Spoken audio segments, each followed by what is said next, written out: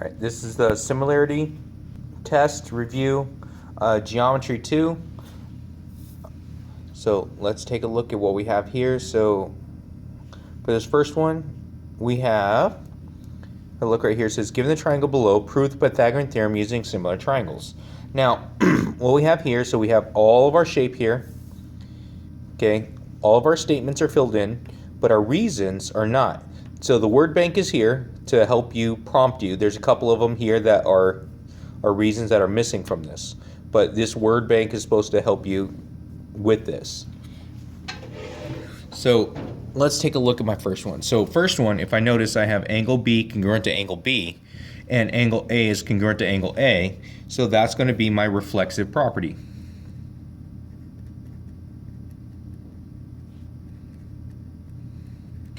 Now, with that, we normally start one of these proofs like this with a given, but because this one right here actually has no given for this, we're just trying to go with the statements that we have. Now, for this next one, it says angle BCA. So BCA, so that's this angle right here. And it says CDA, CDA, this angle right here. And let's see, CDB. I'm sorry, I missed that one. So CDB going this way. So all these right here, so if you notice, they all have little boxes except for this one, but they're all right angles.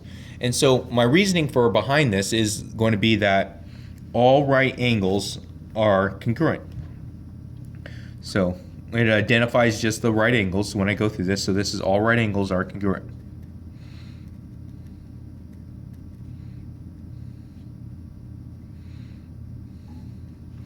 All right angles are congruent. Now let's take a look at this one. So now I have angles. So angle B is congruent to angle B. Angle A is congruent to angle A. So if you notice, B is in the small triangle and it's also in the big triangle here.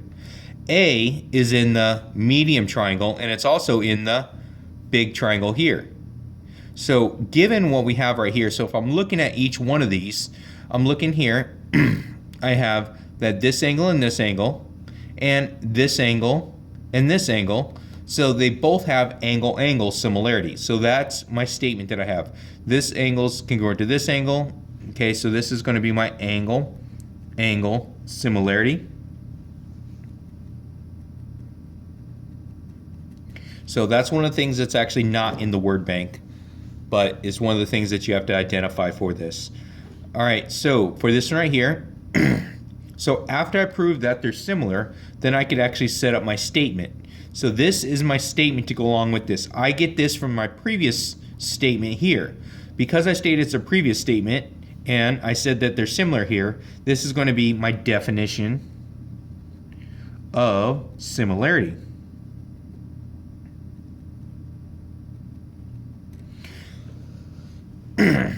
So now that we have the definition of similarity, so now I have to look at this one here and look to see what happened here. So if I look, I have XC right here, and I have A times A, which is A squared. So if I set this up right here, this is my cross products. So cross products is a property of multiplication, so this is going to be my multiplication property.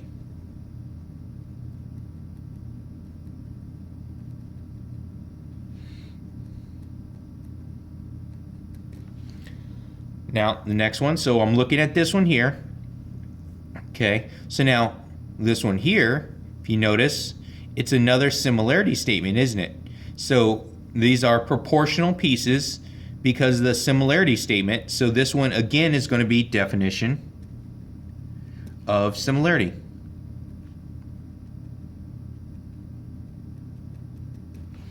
So we have definition of similarity.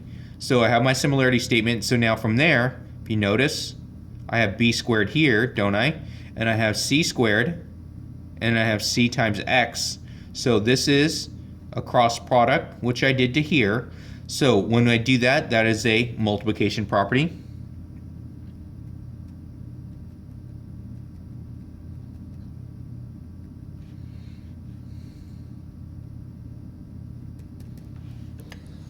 Now, let's continue. So now from right here, so I'm going from right here to right here, and I'm looking at the changes. What did it do? So I'm changing from cx to a squared. Now, I need to go back and look. How am I able to change from cx to a squared? That's the only thing that changes. So if I look back up here, when I did my cross products, I got cx is equal to a squared. So now what I'm doing is I'm replacing cx with a squared. So when I replace something like that with what I'm doing, this is called the substitution property.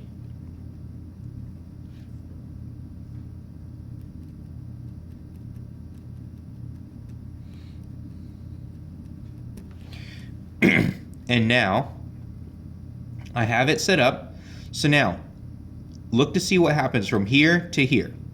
Okay, so the a, it's a minus a squared on this side, but now it's over here. So what would we do to try and get it to this side? So I would have to add a squared to both sides to actually get it on this side. So now that is going to be my, so that's my addition property.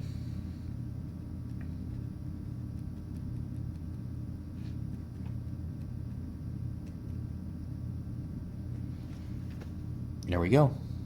And we're done. So we are able to prove a squared plus b squared equals c squared using similar triangles. Now, on this problem right here, on problem 2, I'm sorry, I made a mistake. So when I was making this, I put this in the wrong spot. I don't know why. When I was copying it, it didn't stay where it was supposed to be at. It's supposed to be right here. So this is supposed to be 15 cm here.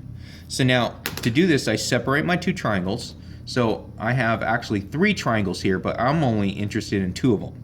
So I want this one, I want the small one, and I want the medium one. I don't want the big one, okay? Because the altitude is this piece right here, this one that actually has the x value. So in the small triangle, this is the small side, that's the long side. So small, which would be 6, long is x. Now in the big triangle, if I'm looking at the big triangle, like I said, the 15 goes over here, right? The small side is x, and the long side is 15. So I'm sorry, I set it up the wrong, or I put it in the wrong space. I will, take the heat for that one. All right, so now we're going to do our cross products for this. So if I do my cross products, it's going to be x over 6 equals 15 over x. Cross products, I get x squared is equal to 90. And to undo a square, I square root, so x equals square root of 90. So that's actually, if I do the exact, it's x equals 3 square root of 10. But let's approximate it. So x is going to be about, so we put in our handy dandy calculator, and I think it comes out to be about 9.5. 9.5, because when you round it, I think it's like 4.7, and it rounds to 9.5. All right, so we solve for that value. Now let's take a look at number 3. On number 3, we have that the two triangles are similar, and we're going to solve for each. So I'm going to start with solving for y. So let's look to see where these are located at. So I can't use both of them in the same equation. Okay, I can't use x and y together, so I have to only use one variable at a time. So if I do, okay, because I don't want to use, when I use y, I don't want to use a hypotenuse, because that means that I would have an x and a y in the same one. So I'm going to use this side over here, because this side goes with this, which is not a variable. So y over 8 equals 7 over 5. Now do my cross products. I get 5y equals 56 divided by 5. And I end up with that y is equal to 10.2.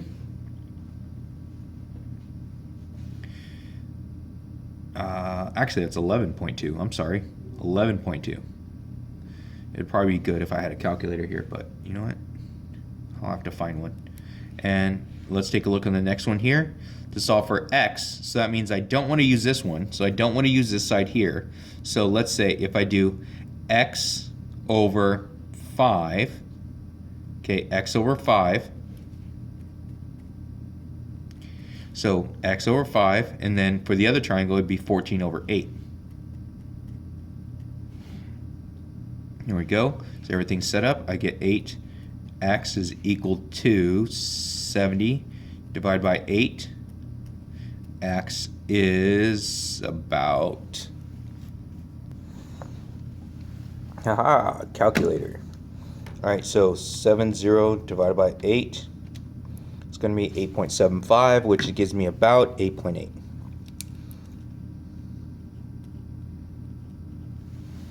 There we go.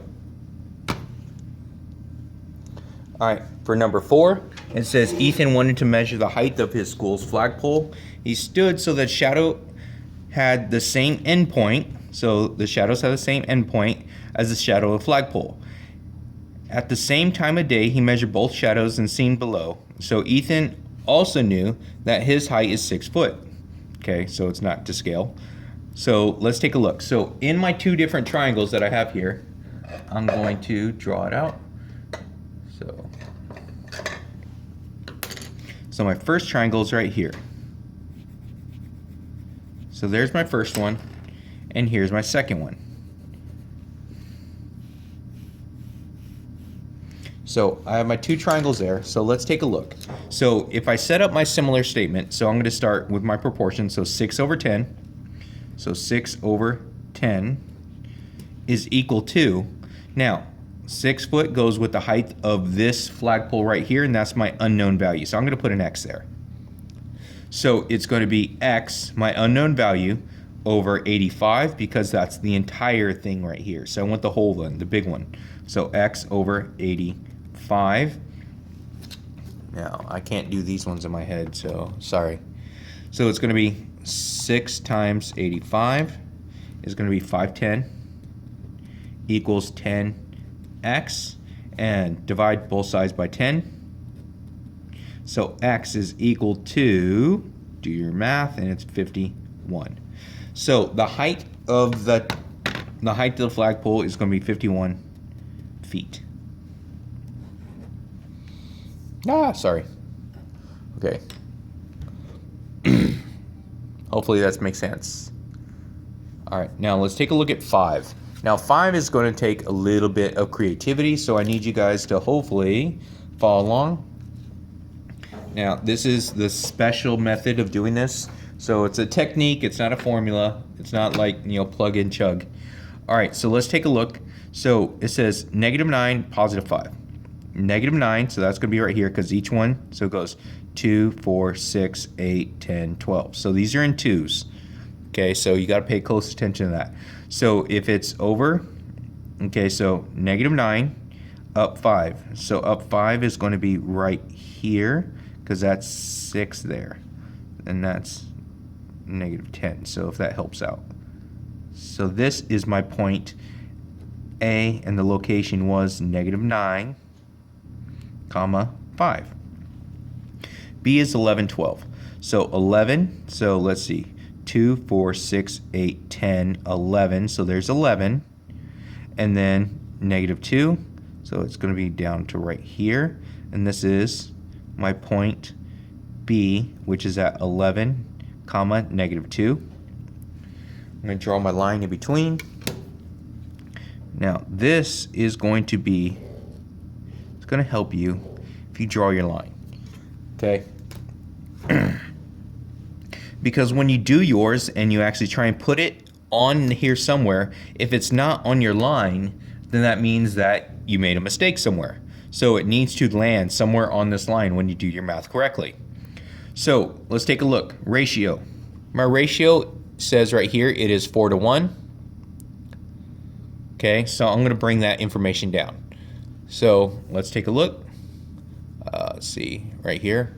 So it is 4:1. So my fraction is always part over whole. So the whole thing is 5. So total, so it's 4 in that group, 1 in that group, so there's 5 total, and I want 4 of those, and that's this first part here. And that's going from point A. That's important, so we're starting at from point A. Now, let's do my deltas. So delta, let's do delta x first. So delta x means how far are they apart. So if I'm looking at it, so my x values, so I have -9 and 11. So I can go ahead and count on a number line in between there. So from -9 to +11, that is actually 20 spaces. So that is 20. And then my delta y. So I'm looking at the 5 and I'm looking at -2.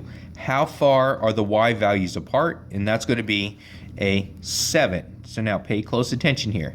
So my x values started with a negative number and ended up at a positive number. So starting at -9 going to +11, that is increasing. So it's a positive number. But now let's look at our y values. I started at +5 and I ended at -2. Those numbers are decreasing. It's going down. So that means I need to account for it going down by saying it is a negative. So it is going down. So my distance, it's going down.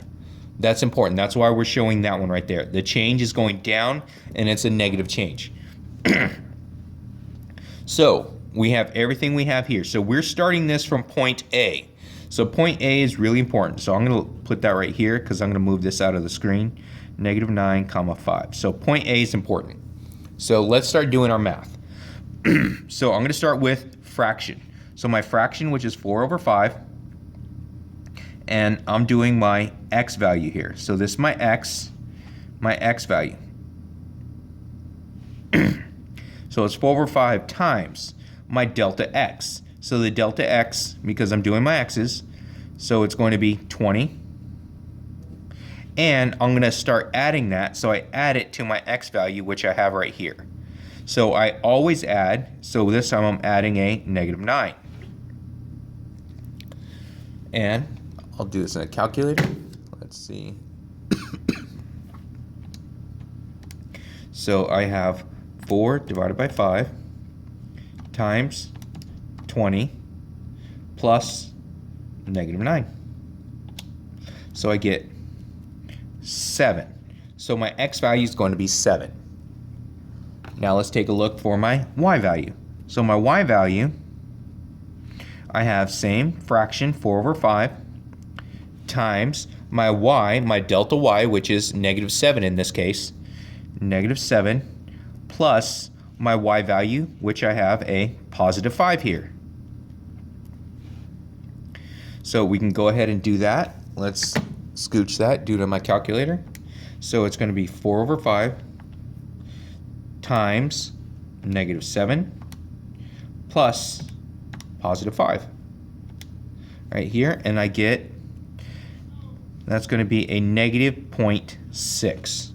So the location of this point is going to be at +7 and -0.6.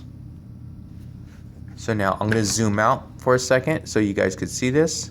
So here we have right here, and we're going to label this where it says to label it point P. So +7, so let's see. So 2, 4, 6, 7, so that's 7 right there. So there's my 7, and then 0.6. So if I'm looking at this, and this is 2, right? -2, and this one right here would be a -1.